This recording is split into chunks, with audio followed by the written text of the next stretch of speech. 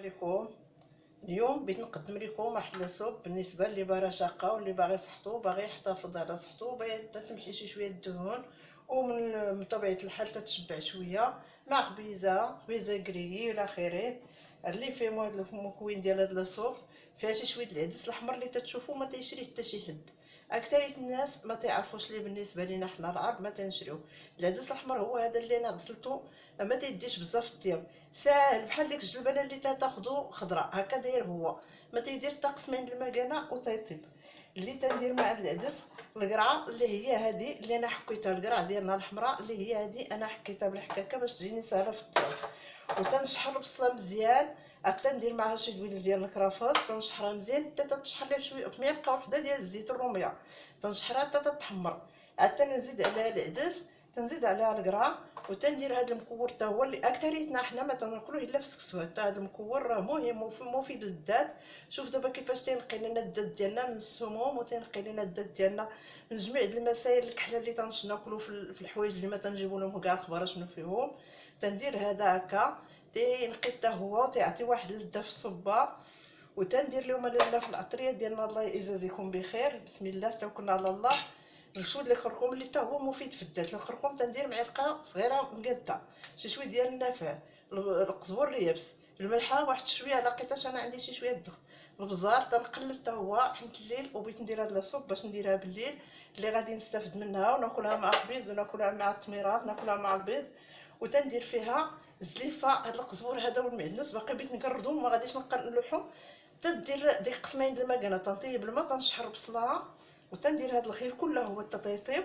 عاد ديك الساعه ثاني تنديرو بسميتو بالاشوا بالمكسور تنطحنو مزيان. وملي نطحنو نلاقيو ولا يطيب الثقال وغادي نتلاقى معكم.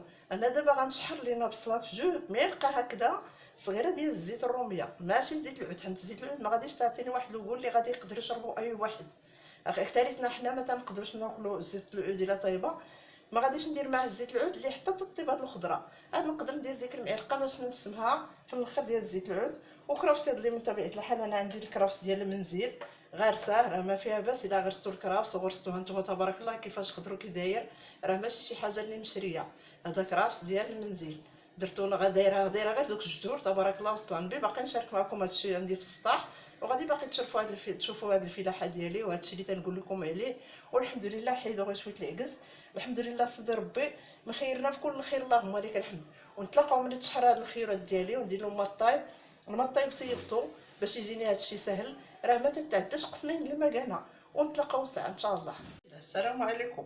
لاصوب ديالي هي هادي ديال العدس الاحمر اللي انا قلت لكم، ها هي كيفاش دايره. بعد اللي انا طحنتها درت قسمين د المكانه وهي تطيب وشديتها طحنتها ورميت فيها معلقه ديال الشوفان، جوج معالق الشوفان، وخليتهم تغلاو قسم د المكانه لمده 5 دقائق. وزدت فيها معلقه ديال الجبن، انا عزيز عليا الجبن في لي صوب ديالي. زدت فيها ديك المعلقه هكا هي هادي باش تجيني شي شويه تعطي اللون بهكا. بهاد الطريقه هكا اللي درتوها للدراري يقدروا يشوفوا هكا هاد الفرماج يقدروا يشربوه عليكم، يقدروا يشوفوا الجبن هكا. وحتى الفرماج الا كان موتزاريلا محكوك وحتى الاخر الاحمر على حسب الفرماجات كيما شريتوهم اللي موفر عندكم في المحل. بديت دير داك شويه هكا للدراري تتجي ما يمكنش لهم يقولوا راه غير الخضره هي هذيك، غادي يشوفوا هادو غادي يتصل بهم ويشربوها. نتمنيت ان شاء الله هذه الفكره توصلكم. هذه هي اللي تنقول لكم. وتقدري ديري واحد شويه ديال شي جوج تمرات وسط منها وطحنيهم معاها. وتقدري ديري شي شويه ديال الزبيب باش تعطي ديك الحلاوه ديال الزبيب حتى هي. يعني حنا بغينا نديرو غير شي حاجه اللي نجرو بها الوليدات ولا حتى حنا كبار تنبغيو شي مذاق يكون شي شويه اللي قال هذاك، تنبغيو شي شويه المذاق شي شويه على حسب الذوق ديالنا، عرفتي تنملو. وهاد التميرات اللي تنقدموا مع هاد البركه ديالي وخبيز اللي قلت لكم تنحمرو تنشدو تنديرو شي شويه تنسخنو شي شويه في لاكرييل وتنكبها هكذا بالزليفه. وتمنيت ان شاء الله طريقكم. انا راه بقيت زدت لها معلقه صغيره اللي قلت لكم ديال الزيت اللي شحرت فيها ديك البصيله شي شويه ورميت الخضره وخليتها. سر ديال الصوبه باش تجيكم بنينه، تشدي ديك الخضره تترميها وتنقصي البوطه وتبداي تتحمريها حتى تطلق داك الماء كله هو اللي تيكون شي شويه تعطينا ديك الريحه ديال الدواء داكشي اللي باش يداويو الخضره تتكون بحال الزفره. ملي تبداي تديري تيخرج داكشي كله هو تيتبخر مع الهواء. ارمي ديك الساعه الماء السخون وحطي عليها ونقصي واعطيها قسمين د المكانه وطحنيها. بالنسبه هاد الخضره انا اللي درت، انا حكيت الخضره وما درت الخضره غليظه وما درت، انا كتريت السوب ديالي. هادشي اللي تندير، تنحك وتنسهل على انا في البوطه، تنحك كلشي وتنبدا تنرد هكا. وتمنيت ان شاء الله تاخذوا هذه الفكره مزيان وديروها لوليداتكم، وتا الدري الا كان صغير تبداو تعطيوها ليه، والناس الكبار، ودروسكم حتى نتوما وتهلاو في روسكم. والسلام عليكم ورحمه الله.